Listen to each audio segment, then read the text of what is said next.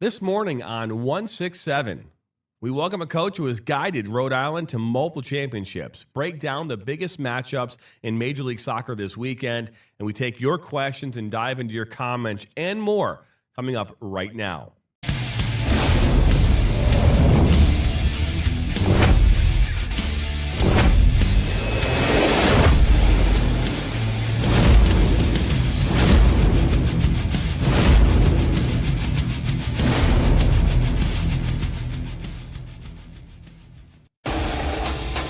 Welcome to Inside the Game on the National Soccer Network.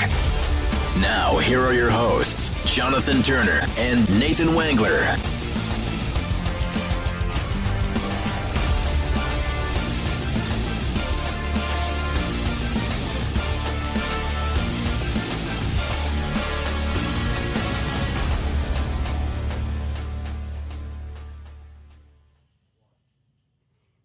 Good morning and happy Friday. It is Friday, September the 26th. It is Inside the Game 167 here on the National Soccer Network. I'm Jonathan Turner. That's Nathan Wangler.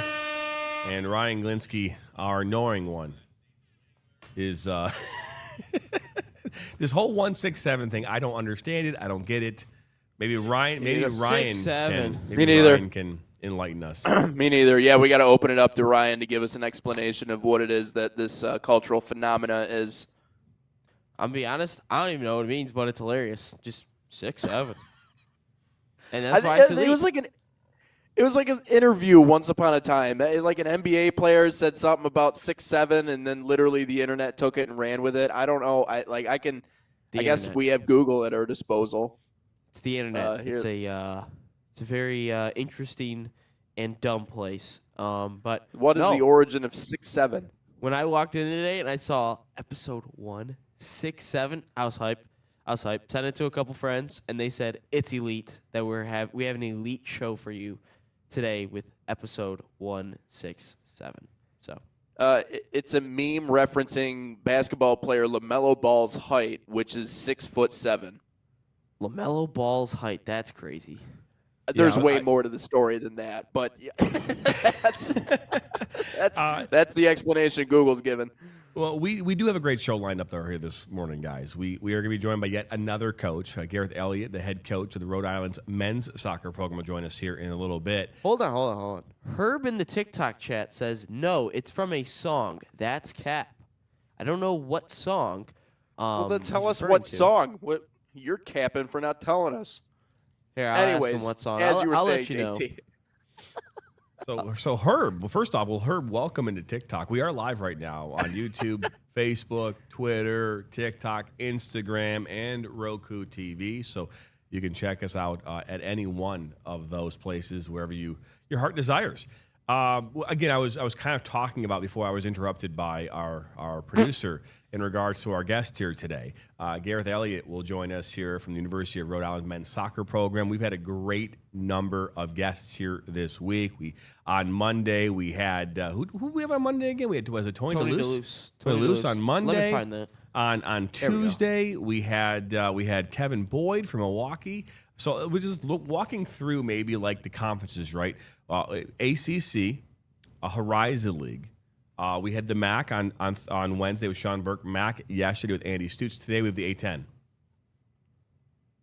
So just thinking about. We also had a chance to interview you again, the University of South Florida head coach as well, Bob Butehorn. He will actually have that recorded video here coming up next week. But there's a look actually of all of our guests we have scheduled and already booked for next week. Chris Fox from Bowling Green, more Maction, along with Toledo there on Tuesday. We then have Bob Butehorn on Wednesday, and then we had a chance to talk with both Gabrielle Anulare and Morgan Spittler from Toledo here as well. So they'll join us on Thursday. So a lot of great guests we've got lined up, and we're excited about it. And isn't it interesting that we get a variety of answers depending on what institution they're from, but we also get the same answer a lot of times when we talk about what the current landscape of college soccer is, which is very, very entertaining. I think it's cool that we have the ability on this platform to kind of open them up and be able to hear where they're coming from. And A lot of great conversations. Some of them have been there for only a short amount of time. Obviously, with Gareth Elliott, different story, 13 seasons at Rhode Island. So there's a lot to cover. And when you actually look at his page on the school's website, the very first thing that you see is, and I love the way that they have it organized, is Elliott at Rhode Island, and then all of his accomplishments just kind of laid out right there. So that's a program that's done some special stuff. And I think our followers specifically, they eat it up. They love hearing from these coaches. And obviously, we're an entertainment-based company, but we're also going to educate and give you an opportunity to hear from coaches firsthand on this show. And so I think that's a pretty cool thing to do. Couldn't agree more. Come back here. We'll be joined by Gareth Elliott here on Inside the Game, so don't go anywhere. 167 continues.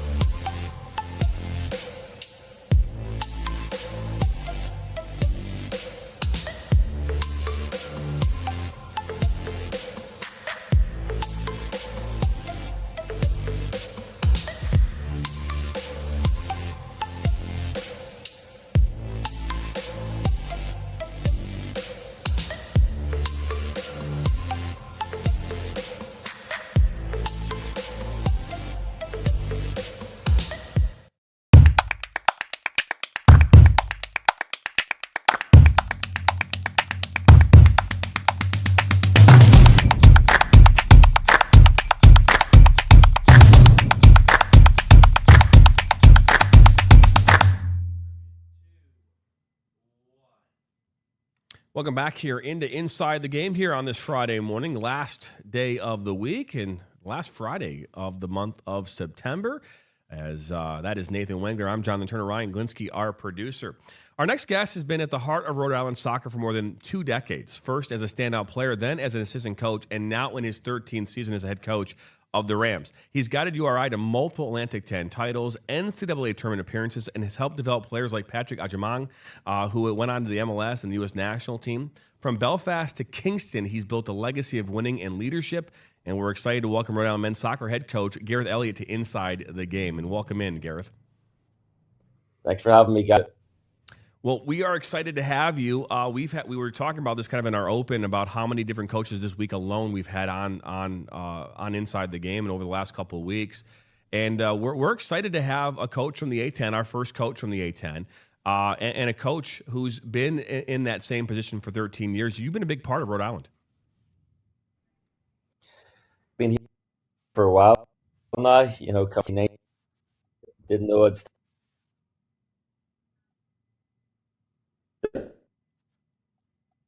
I think he's frozen up there. It's that good old-fashioned Wi-Fi, possibly. Are you there? Is that better now?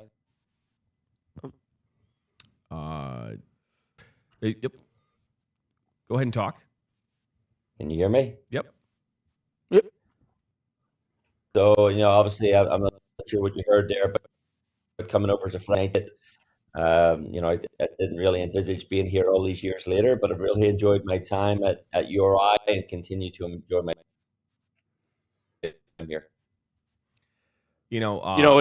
Go ahead, Nathan. No, it's just that was the part that I was going to bring up. Oftentimes you don't see, a coach or a player really stay in one place for nearly as long anymore. I think in a lot of ways at certain universities, gone are the days where you're able to hold on to a coach for 20, 30 years, what have you. But you've been around this program for a very, very long time, and you just said you didn't picture yourself actually sticking around for as long as you have. But here you are all these years later. You've obviously carved out a legacy. What's kept you around at Rhode Island?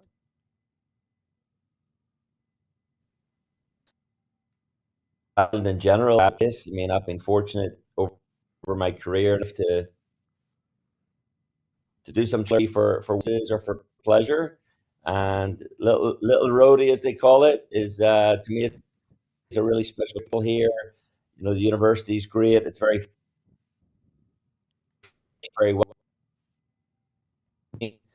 This sort of support system here is really cool as well, to see them interact with the people on campus and beyond campus, sporting events and whatnot. I just think the Rhode Island Jazz are a place that not everybody knows. You know, I found a hidden gem here. I was very fortunate to run into it, and why leave?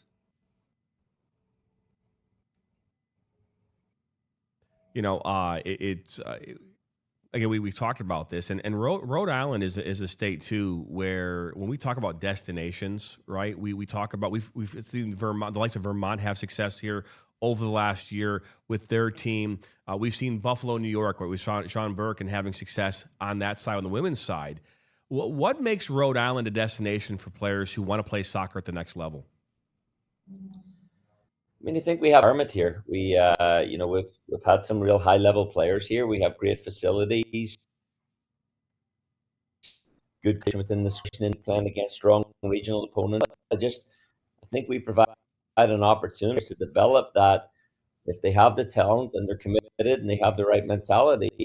You know, as we've seen with, I think in the last 10 to 15 years, having two guys that represent the U.S. men's national team come out of Little Rhody, I think we offer quite a lot for being.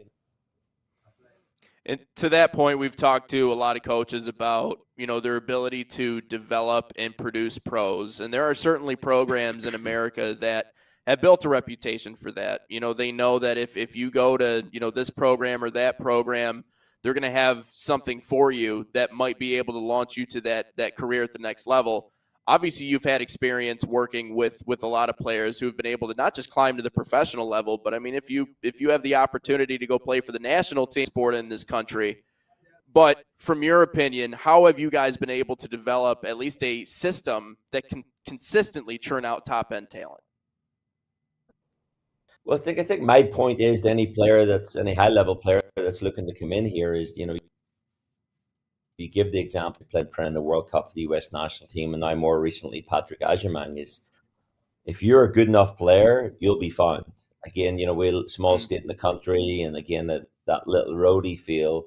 But if you come in here and you're a quality player, you know, you do have the opportunity still to, you know, go on to play at the professional level, you know, international level, whatever the case might be. So it's more a case of having the right mentality, having people with the right work ethic in here. Yeah, they need to have talent, like those players that have made it to those levels. But anything is possible. It's not, you don't need to go to the ACC or the Big Ten to make it to the pros, to make it to the national team. I think there's good players at all levels, and you know, Patrick's that prime example of Division 3 right away. He didn't get that, maybe didn't coach or didn't get the coming out of high school team. Goes to show if you're good enough, they will find you. And to that point, you know, recruiting is obviously really important. And in order to have consistent success, you have to have consistent results in recruiting. And it seems like for a school like Rhode Island, you know, I think that the terminology you used was little old Rhody, which I love. But it's kind of endearing because, you know, you look at a state like Vermont at the same time. You know, we cover the USL too here at the National Soccer Network, and they have one of the best, most loyal, crazy followings we've ever seen. But these little communities sometimes can bind behind their soccer teams, and it certainly seems like Rhode Island has done that. Have you felt the support in terms of fans and people coming out to the game and really the game day environment at Rhode Island? Oh yeah, I think really must have a lot of fans on green stuff there with the U.S. University National Championship. Things going on well up there. The community's involved. People are coming. But I do have a lot of fans that are coming to the product on the field that they'll keep coming back to watch. You know, we've talked a lot about about, again, the dynamics right now at play in soccer and how challenging it can be to be consistent, right? Because of roster changes, because of the transfer portal, right? Everybody is trying to kind of maneuver themselves in this really different times than it was 13 years ago, 14 years ago when you took over. So how are you as a program and as a coach handling the new dynamics that are played now in the collegiate game? Yeah, I mean, my view on things changes constantly, sports or otherwise, be adaptable. And you have to do whatever you can do in the best success. I mean, all the transition things, as you said, it's very much different from back in 2013. But for us, it's about finding all the players to the program to reduce the turnover within our program, because for a quality and an environment players will. I mean, there's going to be players that move on that we're in, but just like teams can come in and try to grab maybe some of our better players, we get other programs and try to do the same thing. So it's not over certain schools. Everybody can benefit from it. It's just trying to find a way that you can. So Do you enjoy the challenge? Do you enjoy the challenge of going into the transfer portal and trying to find players?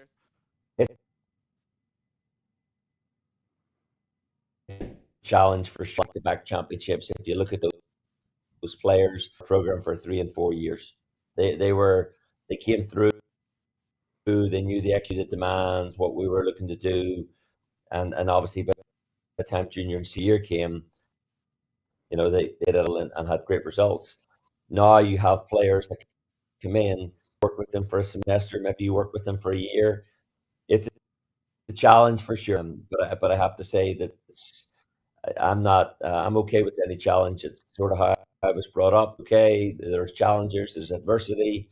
I tend to try to embrace those challenges and try in those environments. So, Gareth, you were a phenomenal player for the University of Rhode Island, and you're right. You scored 87 goals, or I had 87 career points while you were at URI, and obviously named MVP and had 2 NCAA appearances yourself as a player. As a coach, when you're having those conversations with players, what are you pulling from your past as a player to help guide them in 2025? Well, I mean, I've been there. I've been on the floor. The environment different. The league that we're playing in now is very strong. We had 4 teams from the A10 and the NCAA tournament last year, so everything is in the league are different. Just the whole environment in general is different. But at the end of the day, I have been on the field. I've been on the paper at the school. Familiar, especially what it's like as an international league. I mean, over from overseas and that period of adoption there and trying to get university and balancing academics with soccer.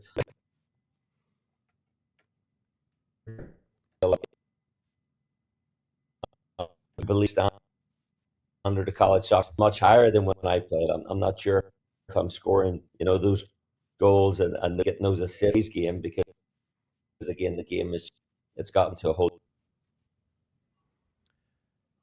So we haven't had a chance to ask this question. I think this is it's probably maybe a unique one. You played at the University of Rhode Island. Obviously, now you're a coach, so you've been part of this for 2 decades. Do you ever, sit back and kind of like pinch yourself and kind of think about this is this your dream job? Like, because again, you're playing, you played there, you're coaching there. Is this like your dream job as far as where you thought you could be, as a coach? Yeah, I mean, this is home away from home. I mean, they say, bleed Rhode. I mean, a lot of games, I don't have no look. I can't, again, I've been in all the different seats here. I've been a student athlete. I've been I've been the head. As I really love Rhode Island. My wife played volleyball at URI. Kids love coming all to the URI events, basketball, volleyball, name it. So that's it. You look around the country and, okay, well, this program and that program, I have more resources and a bigger name, but this is home away from home. Again, this is my new home, and I think I'm fortunate than the University of Rhode Island home. I'm calling Rhode Island Rhody from now on. It's official. Little old Rhody. I love it, Coach. So our final question here today is one we ask a lot of coaches and anyone that comes on our show, because we love talking about food. Being that you are from Ireland, and Nate Wengler here also happens to be Irish. I have Irish in me too, but he's way more Irish than I am. Just a little bit. When you think about the food here, first question I have to ask is the corned beef and hash actually exist across over there in Ireland? Because I've been told that that's just an American thing that was created only for St. Patrick's Day. Is that true?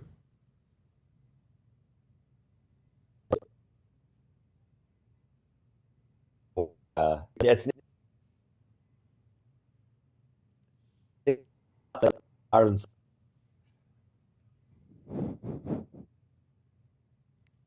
I couldn't hear that one, but I don't know if can you hear me now? Yeah. Beef and hash, it definitely is back in Ireland. Again, even like St. Patrick's Day, I think St. Patrick's Day might be celebrated more than it is back in Ireland. Yep. Just another excuse to go out and party for Americans. Yeah, for the most part. Yeah. Well, Gareth, we appreciate you stopping on by here today. It's exciting to get a chance to talk to coaches all across the country and in regards to college soccer specifically. We wish you and your team here much success here the rest of the way. And good luck for the show. Thank you. Thank you very much. It was Gareth Elliott, the head coach of the Rhode Island men's soccer program, and the team currently is 1-6-2, 0-1-1 in the A10. But their last championships were actually back-to-back championships back in 2018 and 2019. We come back here. We'll continue episode 167 here this morning. Don't go anywhere. Right back. Experience the thrill of the game like never before with NSN's Game Rewind. Dive into full match commentaries enhanced with cutting-edge dynamic graphics, letting you relive the highs and lows of your favorite matches in astonishing detail. Whether it's a championship win or a legendary play, NSN Game Rewind bridges the past and future with a broadcast experience designed to captivate. Call 586-304-4405 and start watching today.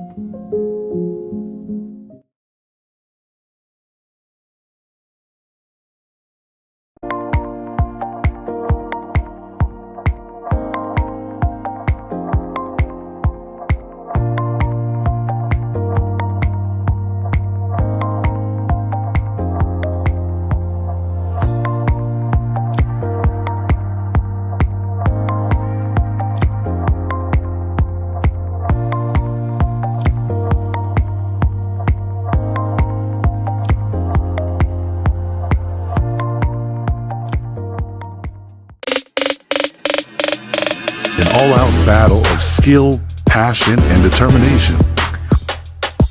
The NISA Pro Cup, presented by the National Soccer Network.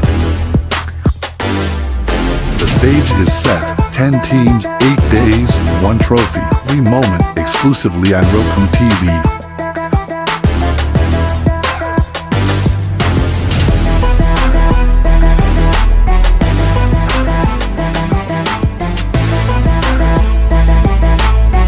Kicks off October 13th on the National Soccer Network.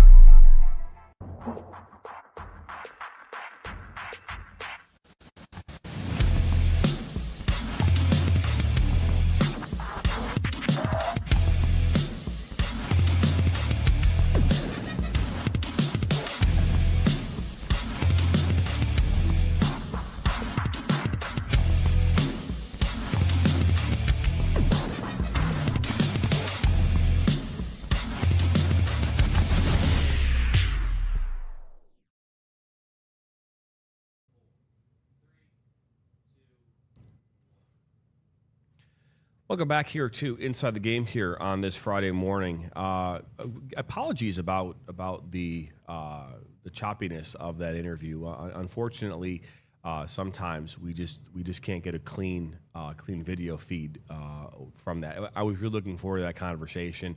We'll see what we can do as far as if there's anything we can salvage from that as far as that interview is concerned. But we will try and get Gareth back up on Inside the Game here, maybe in the coming weeks, to get a better quality interview and sound bites.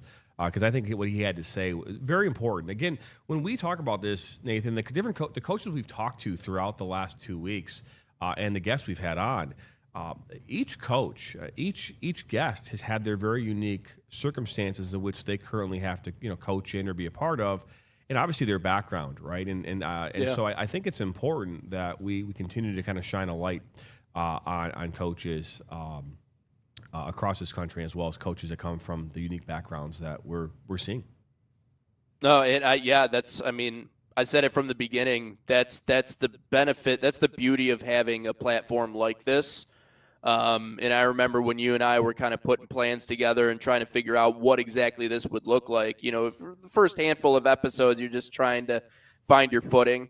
You're trying to find exactly where you fit. You're trying to find what works. But, part of those conversations all along were, we have to give people a platform to share their story. I mean, that's something that's really going to drive us to that next level. And obviously we love yelling back and forth about the U.S. men's national team and being critics and doing all these other things. That's the fun side of podcasting. But the side that is even more fun, in my opinion, is giving these coaches an opportunity to share their experiences. Because you're right.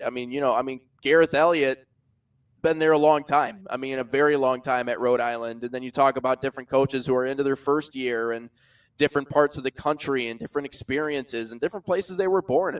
Being born in Northern Ireland, obviously that's a completely different look at the world from where he was born and raised. I did find it entertaining, the one part of that interview that we did get that hopefully I can actually go back and figure out a way to kind of put it together.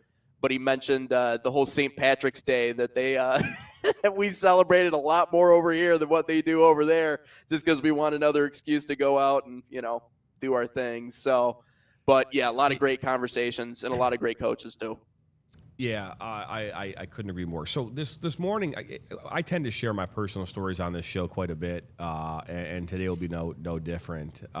So this morning, I was Ryan had just walked in the door here at the studio, and my wife called me. She doesn't typically call me, at 8:15 in the morning, because she knows that we're about to get ready for a show. So she gives me a call, and she's like, John, I got to tell you this story. And I go, oh, okay. And she's like, John, I want to be clear. It's pretty shitty. I go, oh, okay. And so she works. She's on the PTO at my daughter Zoe's middle school. And part of that, she has to go there and be in the student store. And I didn't have no idea that these kids come in, man. She said they sold $128 worth of snacks this morning. That's a lot of snacks to be sold at 8 o'clock in the morning. I bet. But they're stacking in up. They're in the student store. My daughter's always with my wife Bianca, and my wife's like Zoe's like, Mom, what's that smell? Like what is that smell? And my wife's like, I don't know. But she starts to catch a whiff of it too. And she's like, and she's looking at Zoe, looking at her shirt. Maybe there's something she's smelling. And no, they're smelling each other, I guess. And they don't. And then they look down, and sure as shit, there is dog shit on Zoe's shoe. But not only is it on her shoe, she stepped in it, and then she also kind of, I guess, crossed her legs and put it on top of the shoe, so it was on the bottom of her shoe. And there's a trail of it all around the student store. No. So when she's like, it's a pretty shitty story, I guess I got the pun in that line, but she's like, I had to give Zoe my shoes this morning, so I took her shoes home to get them all cleaned up. So that was brutal. Funny story this morning here from it is homecoming week here for my kids. So tonight my daughter Brianna will participate in the homecoming parade as part of the swim team, and they'll do their nice little float. And then they'll be passing out in order to raise money for the swim team. They'll be passing out and selling baked goods during the homecoming game tonight. And then my son and my daughter are both going to homecoming tomorrow and enjoying that. So it's also my 25th high school reunion this weekend as well.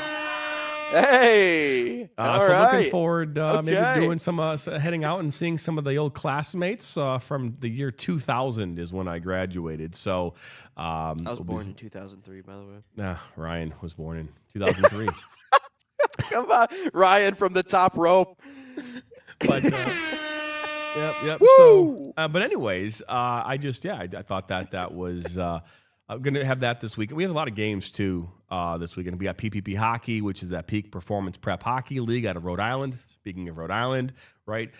We've got that this weekend. We've got a number of broadcasts for ESPN, for Oak University. We've also got UPSL matchups here this weekend. Tomorrow night, we've got Red Block versus Duca FC. And then we'll see Detroit Metro versus Red Block on Sunday, again, out at Legacy. So a busy weekend ahead here once Lots again. of shout-outs. And then October, my goodness, we have over 100 broadcasts scheduled in October. And so, Mind you, there's only 31 days in October. only 31 days. And we actually, on Halloween, I think we have like 7 broadcasts. 6 or 7 broadcasts is what you said? I did not say 6 or 7 broadcasts. You're changing. No. There is a 777 that It's just a joined Halloween our special TikTok on the National Soccer Network. Anyways, hey, so continue. let's talk MLS here real quick. A lot of games going on here. The playoff races are in full force here, right? We talk about these matchups. Again, there's quite a few. Toronto FC versus Inter Miami. Must come to chase the Shield. That again tomorrow at 4:30 p.m. Eastern. So Toronto FC versus Inter Miami. Again, they're a few points shy. They're trying to chase that Shield. Is Lionel Messi, who scored a goal. Didn't he score a goal yesterday? I could have swore I saw it was Wednesday. I have no idea, but I have other news regarding Inter Miami. He's got other news regarding Inter Miami. Well, okay. let's continue with MLS. The Red Bulls will take on New York City FC here. The Hudson River Derby will play out with playoff seedings on the line. Again, both these teams fighting for a playoff spot. New England Revolution versus Atlanta United. The Revs seeking stability. Atlanta's attack travels, and see how that goes. Chicago Fire versus Columbus Crew. Crew's possession machine versus Fire's counterpunch is the storyline there. But a lot of games here coming up here this weekend in MLS. Again, they get now their final few weeks. Can I break the news that I think Ryan is about to break? Oh, you want to steal his thunder? Yeah, that's cool. I think I want to try.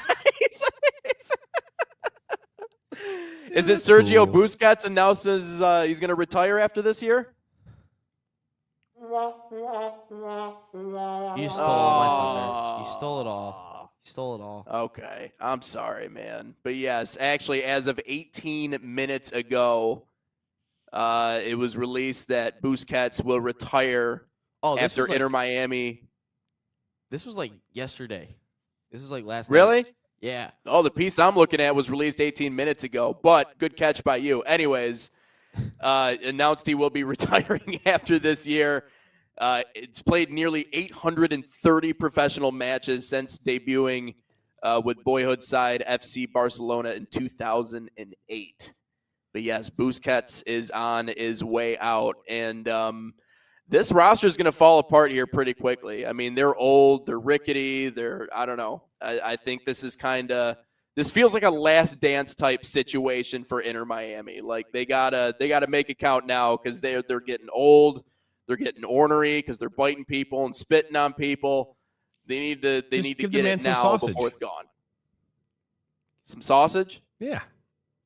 Busquets. Sausage and Busquets. It's another dad joke. Just doesn't land, right?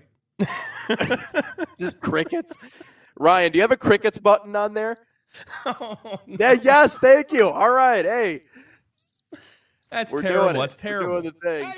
Hey, That's you terrible. Can argue that maybe someone might call him biscuits. It's possible. I mean, someone who reads the name, they might call him sausage and biscuits. Oh, okay. All right. Well, If there was a restaurant nearby in Miami, like by the stadium, yes, it would be a terrible disservice to not name a food item after Busquets. Yes, I would say so. Yeah. see, there you Yeah. go. See, it's not Busquets and totally a gravy. terrible dad joke. I mean, I can imagine. Busquets I mean, and you know, gravy. And sausage. I mean, let's be honest. I mean, you could totally go out there and call like a no-teeth burger for Darren McCarty, right? I mean, you could do that, right? I mean, it would have been. Yeah, hell yeah. Yeah, you know what I mean? Because especially here in It's Detroit. Hockey Town. Yeah, see? Yeah, exactly. There you go. Yeah. All right. Well, hey, Yeah, all right. for all your MLS coverage, obviously, check back here this weekend. We'll have headlines and stories here on our website, thenationalsoccernetwork.com, throughout the rest of the weekend. We had a chance yesterday to talk, 2 days ago, talk with Sean Burke, and then yesterday we had a chance to talk with Ball State's head coach, first-year head coach, Andy Stutz. And both those teams saw each other last night down in over in Buffalo, East. New York, out east, Buffalo, New York. And Technically so, east, yeah. what was the final score of that game, Ryan? Oh, it's on your screen. Oh, okay. Buffalo won it 2-1 over Ball State. Jasmine Gerber and Adriano Victorino scored 2 goals for Buffalo, all in the first half, mind you. And then Delaney Caldwell brought one back for the Chirp Ball State Cardinals. But in the end, Buffalo continues their impressive home winning streak, or I don't know if it's a winning streak, but record at least. Hey, I could have swore that didn't Delaney Caldwell play for Midwest United this summer? Was she Midwest United or no? Because we called you obviously the USLW. I don't remember if she played she played in the Michigan leagues, and I believe she's from Michigan, so like out in the Kalamazoo area. I'm searching it up. Yeah, I got Ryan searching. You called a bunch of believe Midwest so. United games this summer. I was curious if you. She's from Chelsea. She's from Chelsea, Michigan. Oh, she's from Chelsea. Chelsea. Yeah. It doesn't say anything. Maybe she played for Detroit City SC then. But again, Delaney's a very good player. Obviously playing there for Ball State, but Buffalo continues their homestand there. I mean, they are hard to beat at home. Can I also bring up one, since, my thunder was stolen, I feel like I deserve this part. CMU scored a goal yesterday. Central Michigan scored a goal yesterday. They tied Toledo 1-1. But CMU scored a goal. They're second of the season in like 9 games, but they have a goal. They scored a goal. That's all I got to say. And they tied Toledo. They did. Okay. They did. All right. Hey, I mean, Toledo's taking some shots at the Chippewas. All I'm saying. I think it's funny that we talked yesterday about draws, and just how annoying that is for for coaches. And then right on cue, we get a draw between Toledo and Central Michigan. That's hilarious. But no, on the Buffalo side, JT, I mean, there are just certain places that are just it can be a house of horrors for road teams for whatever reason, whether it be location, whether it be turnout, whether it be the way the field bounces or the pitch that is. It could be any number of things. There's just certain places and certain conferences and certain parts of, college athletics in America that you just don't want to go play because for one reason or another, it's just impossible to win games there or consistently have success there. Buffalo is that. And I loved asking Coach about that the other day because it just seemed like his ears perked up immediately when you mentioned it. He was like, oh, yeah. I mean, they actually try to create an environment that is conducive to that. And so that's the coolest part about it is they've created an atmosphere that they know they can get the most out of it. So it's cool to see for them. It's just a place I would not want to go play personally. And we talk about it a lot because there are just certain environments. When we talk about the USL too, the Vermont, we even talk about doing the Rhode Island interview, right? Vermont and their fan base. I mean, they drew 5,000 people to every game. You'd go to Ballard FC, same thing. They would draw 3,000-4,000 people to every game. They'd be up in the rock. Even Ryan talked about they're up in the rocky wooded area behind the stadium. Oh yeah, that's right. And so, where they could maybe hang out. Yeah. So Narnia, as he's calling it. But yeah, I mean, there are so many really cool environments to go and be a part of. I mean, I know that they say Nebraska is one of the hardest places to travel to if you're in football. I don't know if I've ever heard that up until this past week, but I feel like if you're a football player going and playing the big house or going into the U, right? I mean, I feel like those are environments that no one would want to go into on a regular basis. Penn State. You I know, was Penn about to State. say, Yeah, I I wouldn't mean, want to the touch whiteout Penn that State they with do a there is 10-foot pretty cool. pole. Indiana's Yeah, apparently no. tough. Yeah, Indiana's apparently tough. No, place to Indiana's go. not tough, especially during day games. Indiana is not tough. Oh man, They still don't really care about their football very much. No, I can unfortunately. imagine. Some Hey, do. so here's what we're going to do. We're going to step aside here for a commercial break. We come back here. We're going to dive into some of your comments, questions, and some stuff from the mailbag. I know we have a bunch of stuff from Twitter land. I know what Ryan wants to get to this TikTok. morning, as well as TikTok. So we'll dive into that. You're watching episode 167 here on this Friday morning. Are you ready to create unforgettable moments for your audience? NSN offers professional live streaming and full broadcast services tailored to your needs. From high-quality production to exceptional coverage, we ensure your game or event becomes a spectacle to remember. Book your next game with us today. Call 586-304-4405 to schedule your broadcast and let NSN bring the action to life like never before.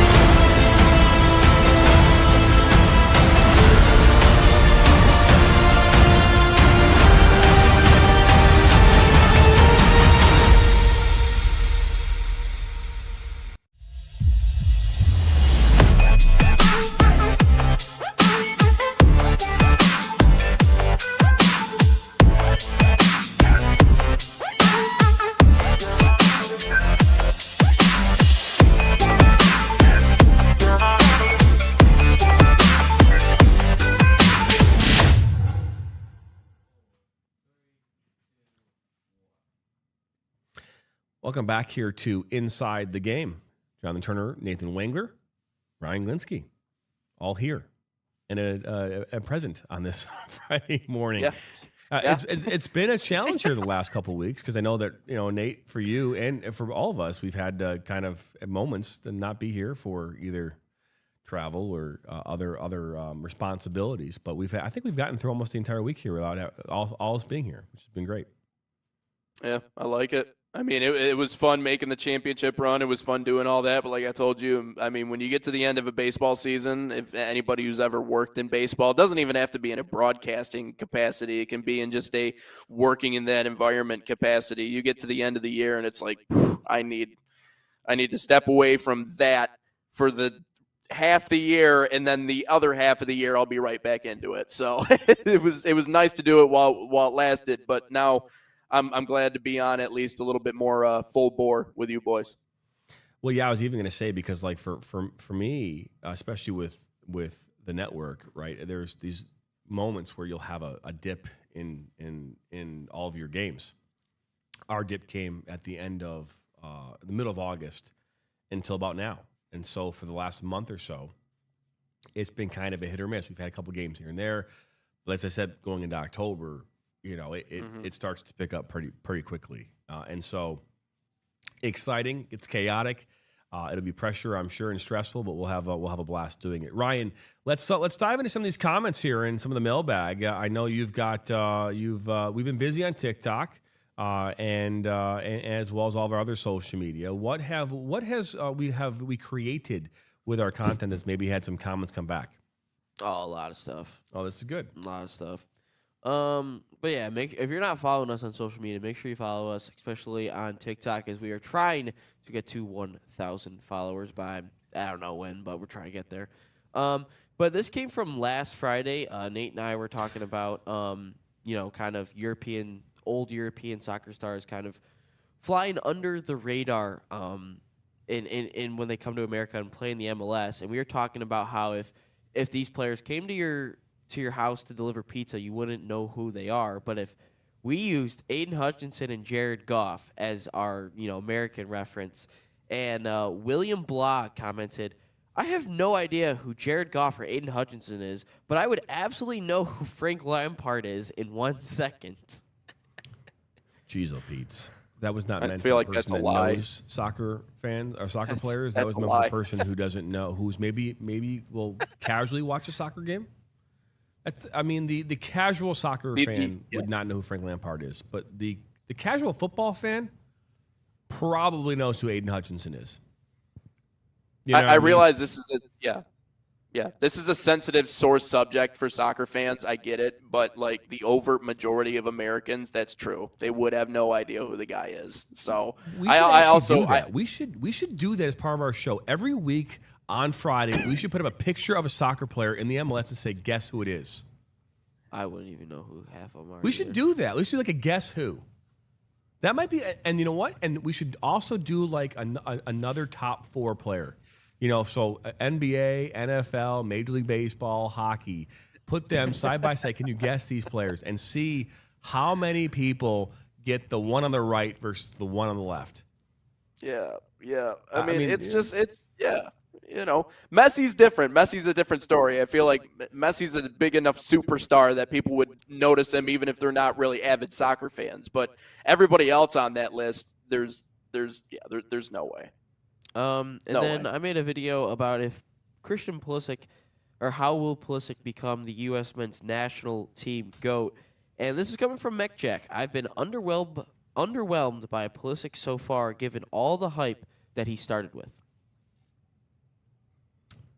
Yeah, I mean, I can understand that. Again, it's the problem is that we're not seeing him on a daily basis, right? I mean, what I mean by that is MechJack is clearly an MLS fan, and so Clearly. he might watch some EPL, but I found that your diehard MLS fans are not like diehard EPL fans, and so he's a diehard probably MLS fan, and so he doesn't see Christian, 3 times a year at a stadium and doesn't see him on TV as much. And so he's basing all of his opinions on what he does in the U.S. men's national team.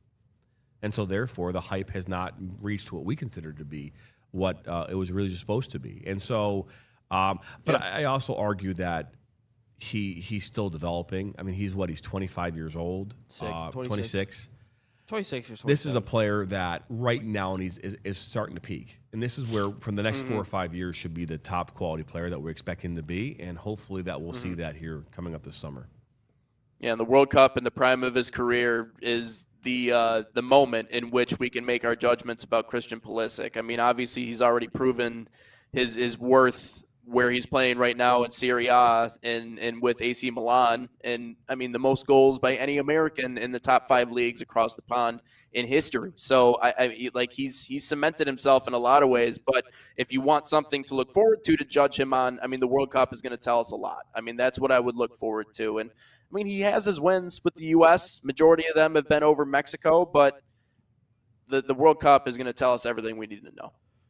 This is kind of just another fun question. In the video, I talked about getting us to a semifinals, and I think I don't know exactly how I worded it, but Scuba Steve made sure to let me know.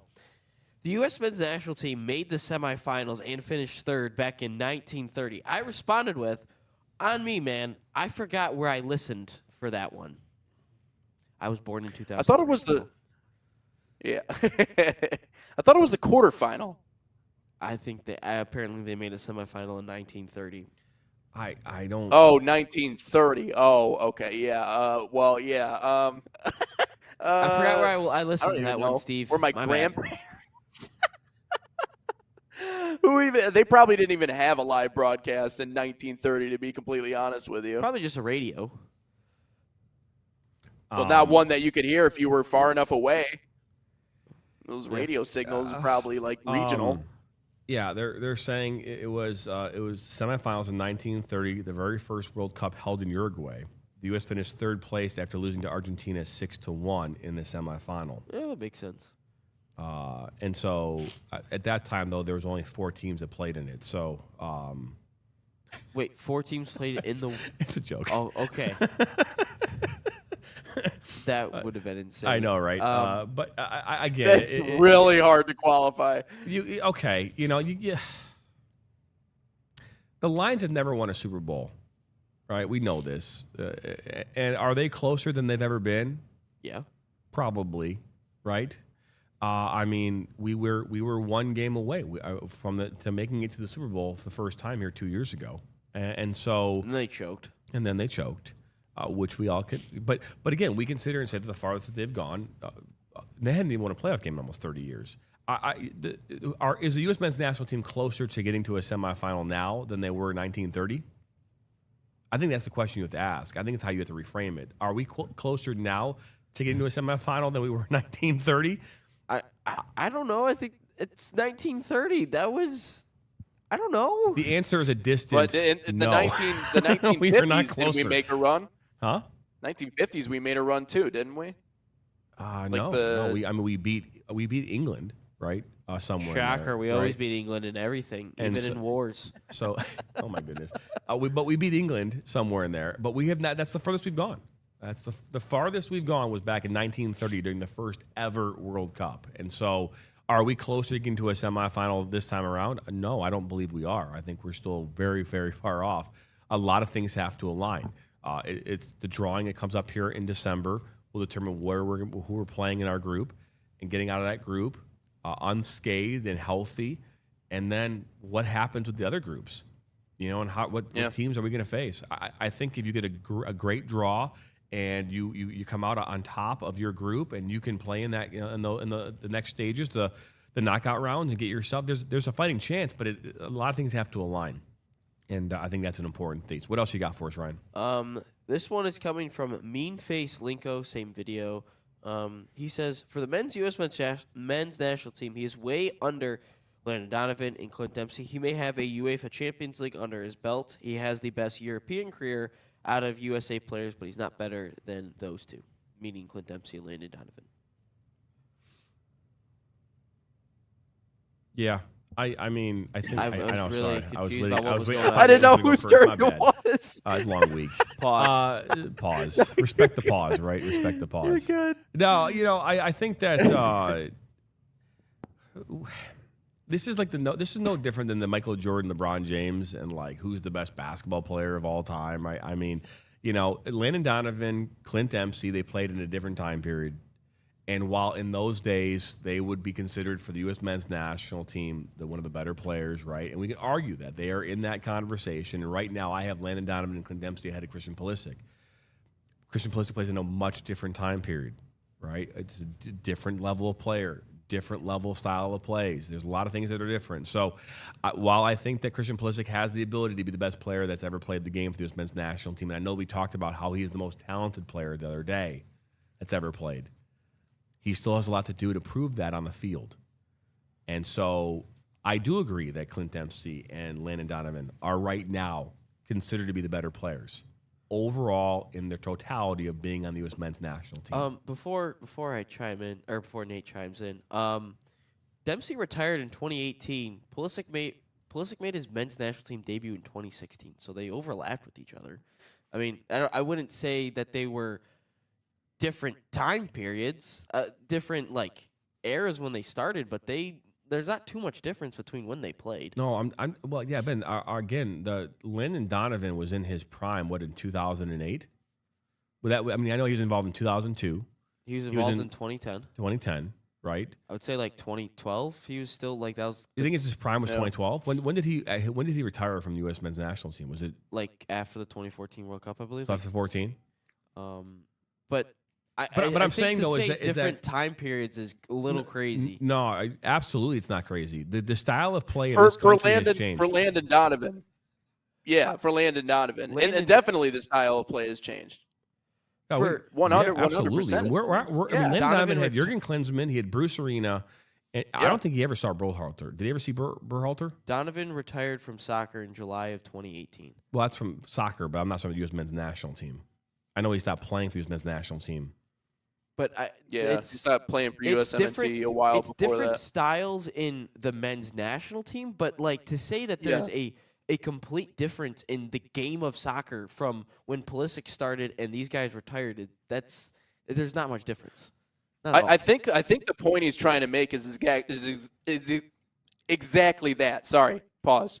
Is exactly that. The style of play on the U.S. men's national team has changed over the years. I think that's the point that JT's trying to make here. I'm not saying the game of soccer. 100%. I'm saying that the style of play the U.S. men's national teams have had to play over the years is different when Donovan and Dempsey were at their peak. That's what I'm trying to say. It's a completely different game. No. Yeah, and if we're talking about the list of best, again, USMNT players, I don't think you can put Pulisic at number one. But that's, again, just playing on the U.S. men's national team. This is why I tried to draw that line in the sand the other day and really differentiate between the two different conversations we're having, because in terms of the list of USMNT players, he's not number one. But in terms of the most talented individual soccer players from the United States of America, I don't see how you can't say Christian Pulisic is number one on that list far and away, even just being at 26 years old with what he's already done. So that's why you draw the line in the sand there. But yeah, he's still got a lot to prove with the national team, and that's Donovan you hope retired in that 2014, by the way.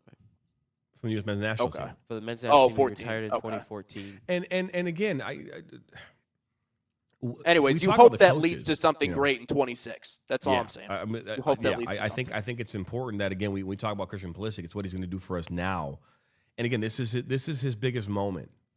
And if we can find a way for him to step up and rise to that challenge, I think that's going to be a telltale sign of where he'll land in this conversation. What else you got for us? I was just going to go into question of the day. Well, let's do question of the day then, my guy. Speaking Let's of Landon roll. Donovan, he's kind of he's got some bad takes over his years, and this was a part of it. What he said just recently. Before we do that, Salt Athletic is an official sponsor of us here at NSN. Use promo code NSN15 to save 15% off. Scan that QR code because everyone loves QR codes, or visit saltathletic.com today. So Landon Donovan has talked about Tanner Tessman being gone from the men's national team forever. But since that conversation, Tanner Tessman has been on a tear for Lyon. He just scored yesterday in the Europa League, and he's been playing really well since that comment made a couple of weeks ago. And does Tanner Tessman get back into the U.S. men's national team, and does he have a spot here in October? Mind you, these are players that he could be, again, players that are above him is Christian Roldan, Sebastian Berhalter, and I think that might be it. But does Tanner Tessman get over those guys? I think he does. You think he does? Has he been on the roster at all yet for the friendlies?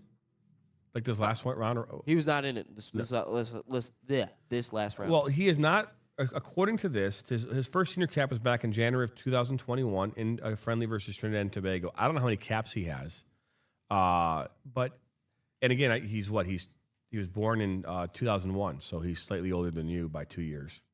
24. Grew up in Alabama. Is Tanner Tessman? I mean, what's going to happen over the next couple months is going to determine a lot of things. If he's in this October camp, then he has a fighting chance. But if he's not, there is zero chance. Well, the question was, does he have a spot on the October camp? I mean, if we're talking about Sebastian Berhalter I and apologize. I Christian thought it was- Roldan, Does he have a shot in the October camp? Yes, to your point, yes. If he's not in the October camp, he has no shot in the World Cup. Yeah. Yeah, I mean, if there's, I think Sebastian Berhalter showed us a little something in the Gold Cup. I mean, I know we talked about, you and I, JT, we had those long conversations about obviously nepotism, but it's not the first time we've seen it, specifically with the U.S. men's national team. I think Berhalter's shown us something. Christian Roldan, I just thought that was an interesting addition. He didn't really show me a whole lot. Now I don't know what you guys saw because obviously you got to see them play against Japan. I didn't see a ton out of him personally. So if Tanner Tessman just continues to produce, I mean, if those are the two that are in front of him, why not? I mean, I'm coming from the perspective of try him out, especially with what you have. But that's, Okay. Berhalter's shown me a little something. Roldan, I don't know if I like that addition. As a former coach and someone who went through tryout processes, this is obviously very different than what I went through as a coach. But right now, what you're trying to do is you're trying to identify who your fringe players are, and then from there, you're trying to cut those fringe players to have your roster, right? And so your fringe players would have already played this summer. Have we seen Tanner Tessman played all this summer? Was he on the Gold Cup roster? There was a ton of players not in the Gold Cup roster. But was he on the Gold Cup roster? No. Was he hurt? I have no idea. He's just Okay. been killing it in Leon and Ligue Okay, 1. okay, but again, and while he's killing it now, I'm asking this question. Now, granted, are there going to be some diamonds in the rough that kind of show up out of nowhere and have a chance? I think that's possible, right? Especially, I think if you're saying that right now, because what the success he's having right now, could that put him in a spot where he could be there? Okay, great. But I don't know if it's time right now to be fair, to be screwing around with that shit. I think right now you're trying to take these 20. Is it what 30 or 40 players that you're talking about? You're trying to get it down to 26. That's the whole goal. Now, if Tanner Tessman is in the 40, these 40 potential players, which I don't know if he is. You're saying he's in the 40 players? I guess. Well, I guess I'm curious because Christian Roldan didn't play in the Gold Cup.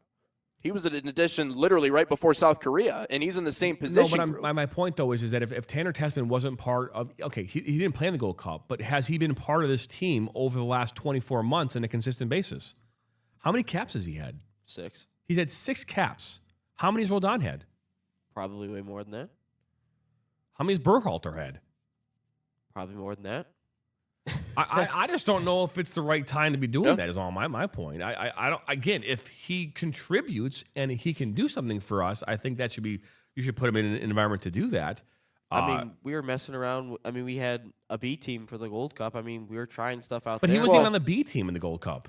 I mean, there was a lot of players not even. I'm aware of that, Yeah, but again, offered and turned it down. Berhalter has 7 caps. Did he turn it down? Was he offered? Yeah. And said, I can't play?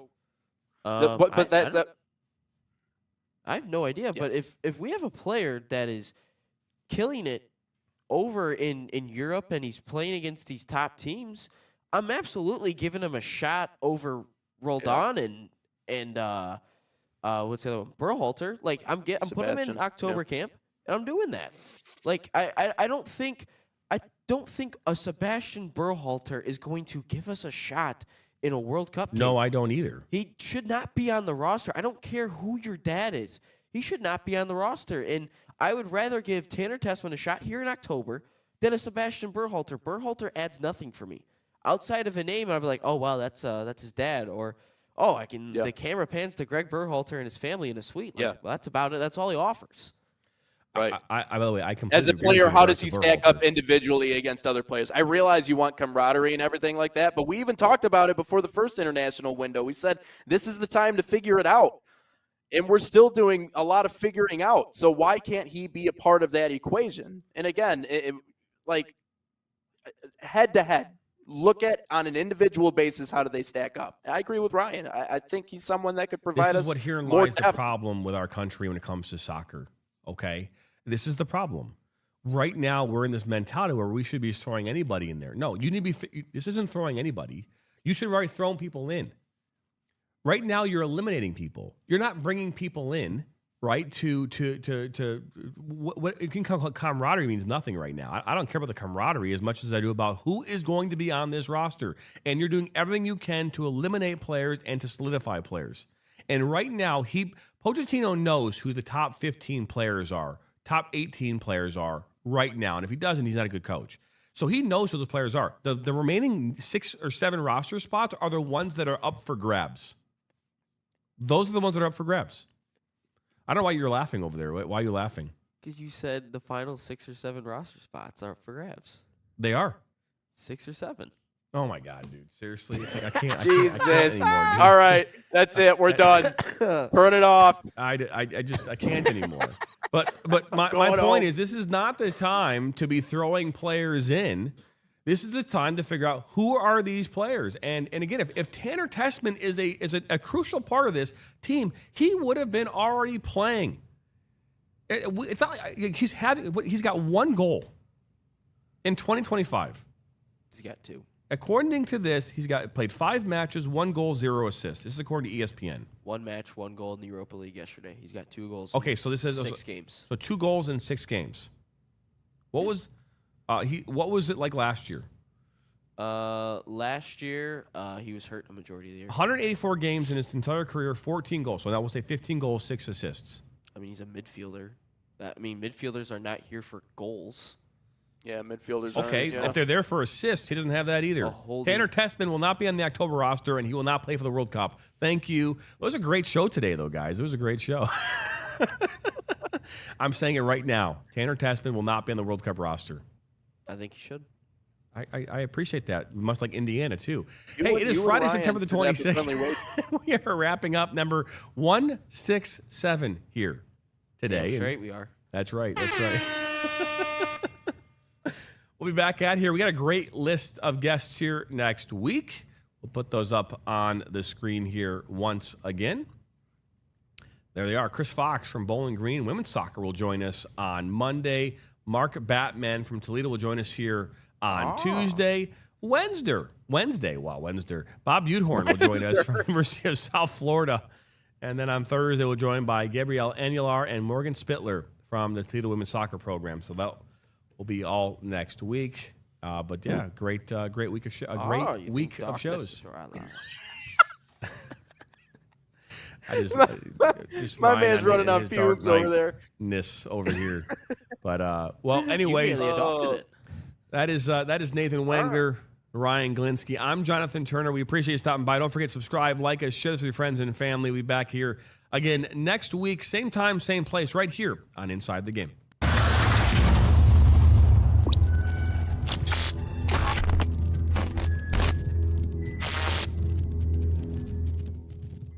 From the biggest matches to the hottest takes, Jonathan Turner and Nathan Wengler bring you the stories, the analysis, and the edge you won't get anywhere else. Streaming live weekdays at 9 a.m. on YouTube, Roku TV, Facebook, Twitter, and all major platforms. No filters, no fluff, just real talk, real soccer. This is Inside the Game.